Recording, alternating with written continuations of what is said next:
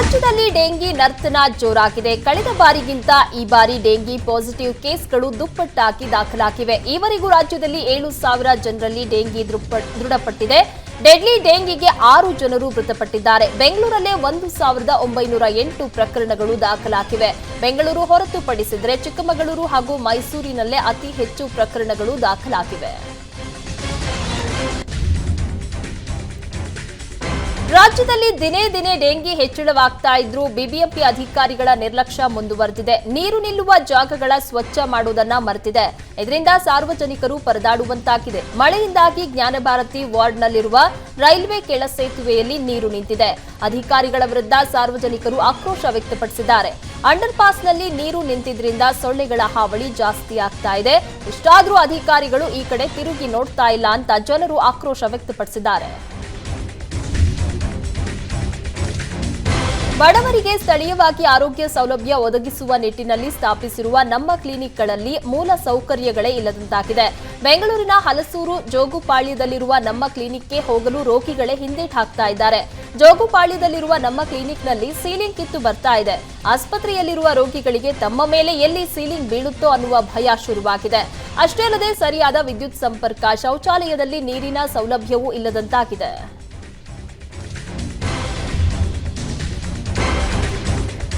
ಬಬಲೇಶ್ವರ ತಾಲೂಕಿನ ಕೃಷ್ಣಾನಗರದಲ್ಲಿರೋ ನಂದಿ ಸಹಕಾರಿ ಸಕ್ಕರೆ ಕಾರ್ಖಾನೆಯಲ್ಲಿ ಬಾಯ್ಲರ್ ಸ್ಫೋಟಗೊಂಡಿದೆ. ಕಬ್ಬು ನುರಿಸಲು ಸಿದ್ಧತೆ ಮಾಡುವ ವೇಳೆ ಬಾಯ್ಲರ್ ಬ್ಲಾಸ್ಟ್ ಆಗಿದೆ. ಬೆಳಗಿನ ಜಾವ ಕಾರ್ಮಿಕರೆಲ್ಲ ಟೀ ಕುಡಿಯಲು ಹೋದಾಗ ಬಾಯ್ಲರ್ ಬ್ಲಾಸ್ಟ್ ಆಗಿದೆ. ಅದೃಷ್ಟವಶಾತ್ ಕೂದಲೆಳೆ ಅಂತರದಲ್ಲಿ ಕಾರ್ಮಿಕರು ಪಾರಾಗಿದ್ದಾರೆ. ಭಾರೀ ಅನಾಹುತ ತಪ್ಪಿದೆ. ಈ ಹಿಂದೆ 2023ರ ಮಾರ್ಚ್ 4ರಂದು ಇದೇ ಕಾರ್ಖಾನೆಯಲ್ಲಿ ಬಾಯ್ಲರ್ ಬ್ಲಾಸ್ಟ್ ಆಗಿತ್ತು.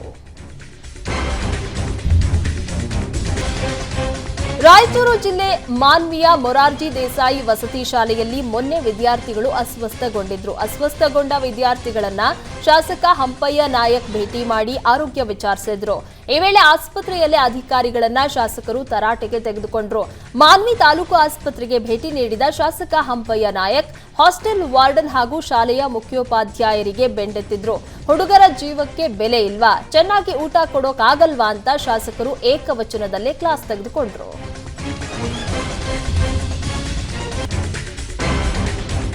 ರಾಜ್ಯದಲ್ಲಿ ಡೆಂಗಿ ಹಾವಳಿ ಹೆಚ್ಚಾಗಿದೆ. ಯಾದಗಿರಿಯಲ್ಲಿ 2 ಡೆಂಗಿ ಕೇಸ್ ಪತ್ತೆಯಾಗಿದೆ. ಡೆಂಗಿ ತಡೆಗಟ್ಟಲು ಯಾದಗಿರಿ ಆರೋಗ್ಯ ಇಲಾಖೆ ಅಲರ್ಟ್ ಆಗಿದ್ದು ಮುನ್ನೆಚ್ಚರಿಕೆ ಕ್ರಮ ಕೈಗೊಂಡಿದೆ. ಜಿಲ್ಲೆಯ ಗ್ರಾಮೀಣ ಹಾಗೂ ನಗರ ಭಾಗದಲ್ಲಿ ಮನೆ ಮನೆಗೆ ತೆರಳಿ ಆರೋಗ್ಯಾಧಿಕಾರಿಗಳು ಸರ್ವೆ ಮಾಡ್ತಾ ಇದ್ದಾರೆ. ಸೊಳ್ಳೆಗಳ ನಿಯಂತ್ರಣಕ್ಕೆ ಥೇಮೋಪಾಸ್ ಔಷಧಿ ಸಿಂಪಡಣೆ ಮಾಡ್ತಾ ಇದ್ದಾರೆ. ನಿಂತ ನೀರು, ಚರಂಡಿ ನೀರು ಇರುವ ಕಡೆ ಥೇಮೋಪಾಸ್ ಔಷಧಿ ಸಿಂಪಡಣೆ ಮಾಡ್ತಾ ಇದ್ದಾರೆ. ಜೊತೆಗೆ ಜನರಿಗೆ ಡೆಂಗಿ ರೋಗದ ಬಗ್ಗೆ ಜಾಗೃತಿ ಮೂಡಿಸ್ತಾ ಇದ್ದಾರೆ. ಶಿವಮೊಗ್ಗದ ಭದ್ರಾ ಡ್ಯಾಂನಿಂದ ಸಾವಿರಾರು ಕ್ಯೂಸೆಕ್ ನೀರು ಪೋಲಾಗ್ತಾ ಇದೆ. ಸ್ಲೂಯಿಸ್ ಗೇಟ್ನ ದುರಸ್ತಿ ನಡೆಸಲಾಗ್ತಾ ಇದೆ. ಹೀಗಾಗಿ ಪ್ರತಿನಿತ್ಯ 3ರಿಂದ 4 ಸಾವಿರ ಕ್ಯೂಸೆಕ್ ನೀರು ವ್ಯರ್ಥ ಆಗ್ತಾ ಇದೆ. ತರಾತುರಿಯಲ್ಲಿ ಟೆಂಡರ್ ಕರೆದು ಕೆಲಸವನ್ನ ನಡೆಸಲು ಅಧಿಕಾರಿಗಳು ಮುಂದಾಗಿದ್ದಾರೆ. ಅಧಿಕಾರಿಗಳು ಹಾಗೂ ಗುತ್ತಿಗೆದಾರರ ನಿರ್ಲಕ್ಷ್ಯಕ್ಕೆ ರೈತರು ಆಕ್ರೋಶ ವ್ಯಕ್ತಪಡಿಸಿದ್ದಾರೆ. ಬೇಸಿಗೆಯಲ್ಲಿ ನಿರ್ವಹಿಸಬೇಕಾದ ಕೆಲಸವನ್ನ ಮಳೆಗಾಲದಲ್ಲಿ ಕಾಮಗಾರಿ ನಡೆಸ್ತಾ ಇದ್ದಾರೆ. ಅಧಿಕಾರಿಗಳ ನಿರ್ಲಕ್ಷ್ಯದಿಂದ ರೈತರು ಆತಂಕಗೊಂಡಿದ್ದಾರೆ. ಉಡುಪಿ ಜಿಲ್ಲೆಯಲ್ಲಿ ವರುಣಾರ್ಭಟ ಮುಂದುವರೆದಿದೆ. ಜಿಲ್ಲೆಯ ನದಿಗಳು ತುಂಬಿ ಹರಿತಾ ಇದ್ದು ತಗ್ಗು ಪ್ರದೇಶಗಳಿಗೆ ನೀರು ನುಗ್ಗಿದೆ. ಕೃಷಿ ಗದ್ದೆಗಳು ಸಂಪೂರ್ಣ ಜಲಾವೃತಗೊಂಡಿವೆ. ಕಾಪು ತಾಲೂಕಿನ ಸುಂದರತಾಣ, ಕುರ್ಕಾಲು ಭಾಗದ ಜಮೀನುಗಳಲ್ಲಿ ನೀರು ನುಗ್ಗಿದೆ. ಕುರ್ಕಾಲು ಪ್ರದೇಶ ಮುಳುಗಡೆಯಾಗುವ ಭೀತಿಯಲ್ಲಿ ಸ್ಥಳೀಯರಿದ್ದಾರೆ. ಸರ್ಕಾರ ಪರಿಹಾರ ನೀಡಬೇಕೆಂದು ಸ್ಥಳೀಯರು ಆಗ್ರಹಿಸಿದ್ದಾರೆ. ಕಾವೇರಿ ಜಲಾನಯನ ಪ್ರದೇಶದಲ್ಲಿ ಮಳೆ ಮುಂದುವರೆದಿದೆ. ಕೆಆರ್ಎಸ್ ಡ್ಯಾಂನ ಒಳಹರಿವು ಹೆಚ್ಚಳವಾಗಿದ್ದು 102 ಅಡಿಗೆ ಏರಿಕೆ ಕಂಡಿದೆ. ಕೆಆರ್ಎಸ್ ಅಣೆಕಟ್ಟಿಗೆ 11,027 ಕ್ಯೂಸೆಕ್ ಒಳಹರಿವು ಕಂಡುಬಂದಿದೆ. ಕುಡಿಯುವ ನೀರಿಗಾಗಿ ಡ್ಯಾಂನಿಂದ 562 ಕ್ಯೂಸೆಕ್ ನೀರು ಹೊರಗೆ ಬಿಡಲಾಗ್ತಾ ಇದೆ. ಇಂದಿನ ಕೆಆರ್ಎಸ್ ನೀರಿನ ಮಟ್ಟ 102 ಅಡಿಗೆ ಬಂದು ನಿಂತಿದೆ. ಕೆಆರ್ಎಸ್ ಜಲಾಶಯ ತುಂಬುತ್ತಾ ಇದ್ದು ಅನ್ನದಾತರಿಗೆ ಸಂತಸ ಮೂಡಿಸಿದೆ. ಕೇರಳದ ವೈನಾಡು ಪ್ರದೇಶದಲ್ಲಿ ಉತ್ತಮ ಮಳೆಯಾಗ್ತಾ ಇದೆ. ಕಬಿನಿ ಜಲಾಶಯಕ್ಕೆ ಮತ್ತೆ ಜೀವ ಕಳೆ ಬಂದಿದೆ. ಎಚ್ಡಿ ಕೋಟೆಯ ಕಬಿನಿ ಜಲಾಶಯ ಭರ್ತಿಗೆ 2 ಅಡಿ ಬಾಕಿ ಇದೆ.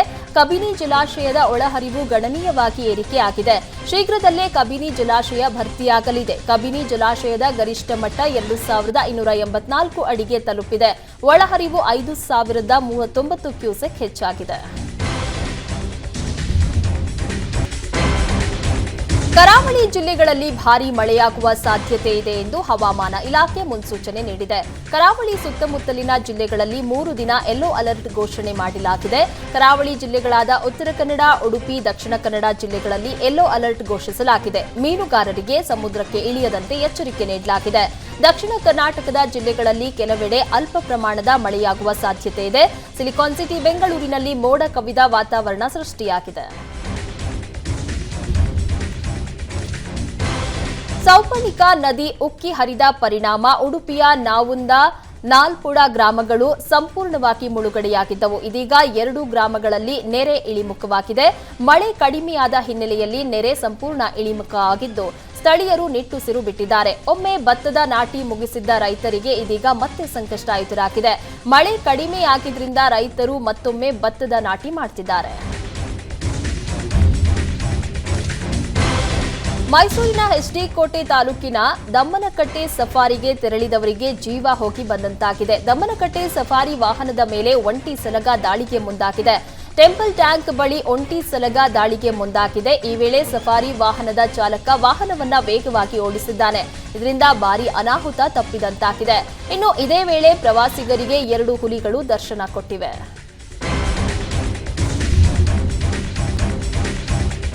ಆಹಾರ ಅರಸಿ ನಾಡಿಗೆ ಬಂದ ಕರಡಿ ಊರಿನ ಮಧ್ಯೆ ಮರವೇರಿ ಕುಳಿತು ಗ್ರಾಮಸ್ಥರಿಗೆ ಆತಂಕ ಸೃಷ್ಟಿಸಿತ್ತು. ರಾತ್ರಿ ಇಡೀ ಕೆಳಗಡೆ ಇಳಿಯದಂತೆ ಗ್ರಾಮಸ್ಥರಲ್ಲಿ ಆತಂಕ ಹೆಚ್ಚಿಸಿತ್ತು. ವಿಜಯನಗರ ಜಿಲ್ಲೆ ಕೂಡ್ಲಿಗಿ ತಾಲೂಕಿನ ಕುದುರೆಡುವು ಗ್ರಾಮದಲ್ಲಿ ಕರಡಿ ಕಾಟಕ್ಕೆ ಜನ ಹೈರಾಣಾಗಿದ್ದಾರೆ. ಮರವೇರಿ ಕುಳಿತ ಕರಡಿಯನ್ನ ಓಡಿಸಲು ಗ್ರಾಮಸ್ಥರು ಪರದಾಡಿದ್ರೂ ಕೆಲಸಕ್ಕೆ ಬರಲಿಲ್ಲ. ಬಳಿಕ ಸ್ಥಳೀಯರು ಅರಣ್ಯ ಇಲಾಖೆ ಅಧಿಕಾರಿಗಳಿಗೆ ಮಾಹಿತಿ ನೀಡಿದ್ದಾರೆ. ಸ್ಥಳಕ್ಕೆ ಬಂದ ಗುಡೇಕೋಟೆ ಅರಣ್ಯಾಧಿಕಾರಿಗಳು ಕರಡಿಯನ್ನ ಕೆಳಗಿಳಿಸಲು ಹರಸಾಹಸ ಪಟ್ಟರು. ರಾತ್ರಿ ಇಡೀ ಸರ್ಕಸ್ ಮಾಡಿ ಕೊನೆಗೆ ಕರಡಿಯನ್ನ ಕೆಳಗಿಳಿಸಿ ಬಂಧಿಸುವಲ್ಲಿ ಯಶಸ್ವಿಯಾದರು.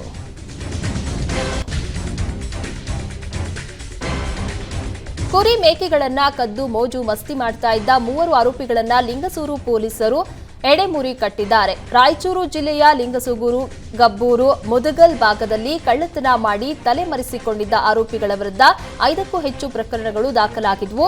2 ವರ್ಷಗಳಿಂದ ತಲೆಮರೆಸಿಕೊಂಡು ಓಡಾಡ್ತಾ ಇದ್ರು. ಸ್ಥಳೀಯರ ಸಹಾಯದಿಂದ ಕಾರ್ಯಾಚರಣೆ ನಡೆಸಿದ ಲಿಂಗಸಗೂರು ಪೊಲೀಸರು ಆರೋಪಿಗಳನ್ನ ಬಂಧಿಸಿದ್ದಾರೆ. ಕುಮಾರ್ ಚೌಹಾಣ್, ಗುರುರಾಜ್ ಚೌಹಾಣ್, ಸುರೇಶ್ ಠಾಕೂರ್ ಬಂಧಿತ ಆರೋಪಿಗಳು. ಬಂಧಿತರಿಂದ 2,65,000 ರೂಪಾಯಿ ನಗದು ಜಪ್ತಿ ಮಾಡಲಾಗಿದೆ.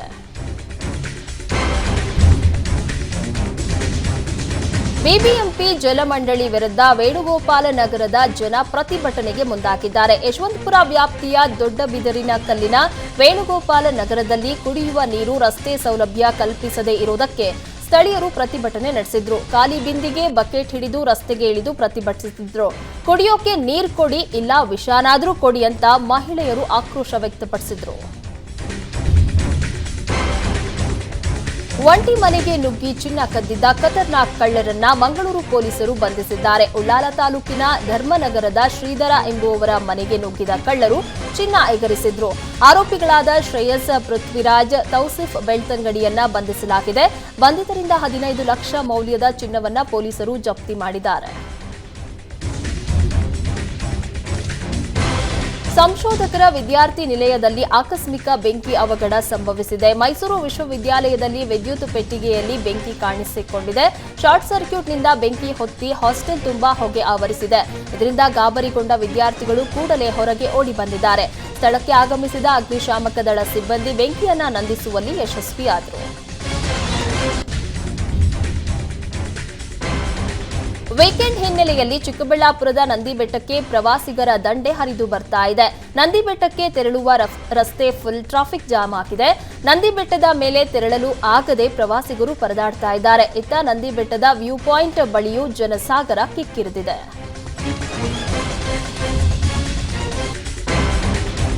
ಶಿವಮೊಗ್ಗದಲ್ಲಿ ರಾಜ್ಯ ಮಟ್ಟದ ರೋಡ್ ರೇಸ್ ಸ್ಕೇಟಿಂಗ್ ಪಂದ್ಯಾವಳಿಗೆ ಸಂಸದ ಬಿವೈ ರಾಘವೇಂದ್ರ ಚಾಲನೆ ನೀಡಿದ್ದಾರೆ. ಸ್ಕೇಟಿಂಗ್ ಪಂದ್ಯಾವಳಿಗೆ ಚಾಲನೆ ನೀಡಿ ಮಾತನಾಡಿದ ರಾಘವೇಂದ್ರ, ಶಿವಮೊಗ್ಗದಲ್ಲೇ ಸುಸಜ್ಜಿತ ಸ್ಕೇಟಿಂಗ್ ಕ್ರೀಡಾಂಗಣ ನಿರ್ಮಾಣ ಮಾಡಬೇಕೆಂಬ ಭರವಸೆ ನೀಡಿದ್ರು. ಶೀಘ್ರದಲ್ಲೇ ಕೇಂದ್ರ ಕ್ರೀಡಾ ಸಚಿವರನ್ನ ಭೇಟಿಯಾಗಿ ಪ್ರಸ್ತಾವನೆ ಸಲ್ಲಿಕೆ ಮಾಡ್ತೇನೆ. ರಾಷ್ಟ್ರ ಮಟ್ಟದ ಸ್ಕೇಟಿಂಗ್ ಪಂದ್ಯಾವಳಿ ನಡೆಸಲು ಅನುಕೂಲವಾಗಿ ಕ್ರೀಡಾಂಗಣವನ್ನ ಶಿವಮೊಗ್ಗಕ್ಕೆ ಮಂಜೂರು ಮಾಡುವಂತೆ ಮನವಿ ಮಾಡುತ್ತೇನೆ. ಕ್ರೀಡಾಂಗಣ ನಿರ್ಮಾಣಕ್ಕೆ ಕೇಂದ್ರದಿಂದ ಅನುದಾನ ತರುತ್ತೇನೆ ಎಂದರು.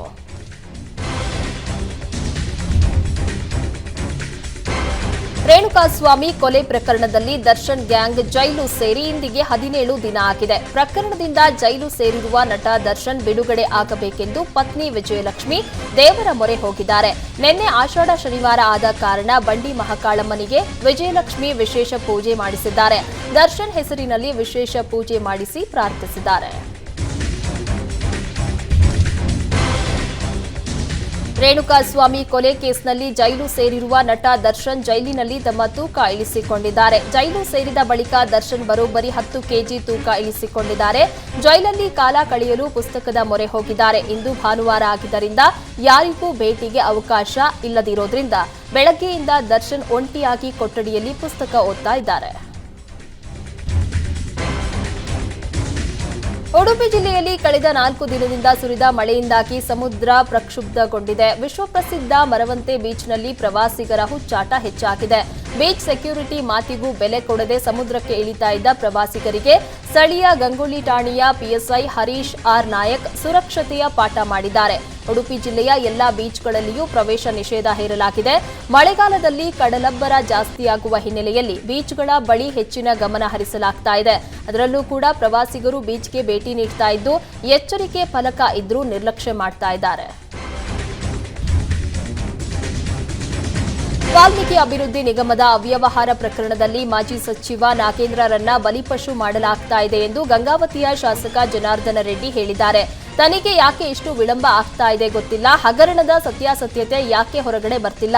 ಕೇವಲ ನಾಗೇಂದ್ರ ರಾಜೀನಾಮೆ ತೆಗೆದುಕೊಂಡರೆ ಮುಗೀತಾ. ಬಿಜೆಪಿ ಇಷ್ಟಕ್ಕೆ ಸುಮ್ಮನೆ ಇರೋದಿಲ್ಲ. ಈ ಬಗ್ಗೆ ವಿಧಾನಸೌಧದಲ್ಲಿಯೂ ಹೋರಾಟ ಮಾಡ್ತೀವಿ ಎಂದು ತಿಳಿಸಿದರು.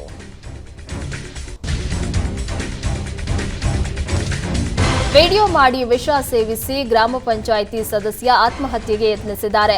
ಚಿತ್ರದುರ್ಗ ಜಿಲ್ಲೆ ಹೊಸದುರ್ಗ ತಾಲೂಕಿನ ನಾಗರಕಟ್ಟೆಯ ಗ್ರಾಮ ಪಂಚಾಯಿತಿ ಸದಸ್ಯ ರಾಜು ಆತ್ಮಹತ್ಯೆಗೆ ಯತ್ನಿಸಿದ್ದ. ಅತ್ತಿಮಗ್ಗೆ ಗ್ರಾಮದ ಕೃಷ್ಣಮೂರ್ತಿ ವಿರುದ್ಧ ವಂಚನೆ ಆರೋಪ ಮಾಡಿ ನನ್ನ ಸಾವಿಗೆ ಕೃಷ್ಣಮೂರ್ತಿಯೇ ಕಾರಣ ಅಂತ ವಿಡಿಯೋ ಮಾಡಿ ಆತ್ಮಹತ್ಯೆಗೆ ಯತ್ನಿಸಿದ್ದಾರೆ. ವಿಡಿಯೋದಲ್ಲಿ ಸ್ಥಳದಲ್ಲಿ ಎಸ್ಪಿ ಡಿಸಿ ಬರುವವರೆಗೂ ಶವ ಎತ್ತದಂತೆ ಹೇಳಿಕೊಂಡಿದ್ದಾನೆ. ಕುಡಿದ ಮತ್ತಿನಲ್ಲಿ ವಿಷ ಸೇವಿಸಿ ಬಳಿಕ ಆಸ್ಪತ್ರೆಗೆ ದಾಖಲಾಗಿದ್ದಾನೆ.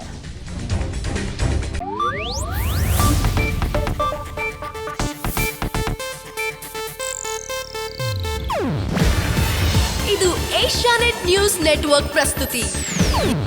ನೀವು ನೋಡ್ತಿದ್ದೀರಾ ಏಷ್ಯಾನೆಟ್ ಸುವರ್ಣ ನ್ಯೂಸ್.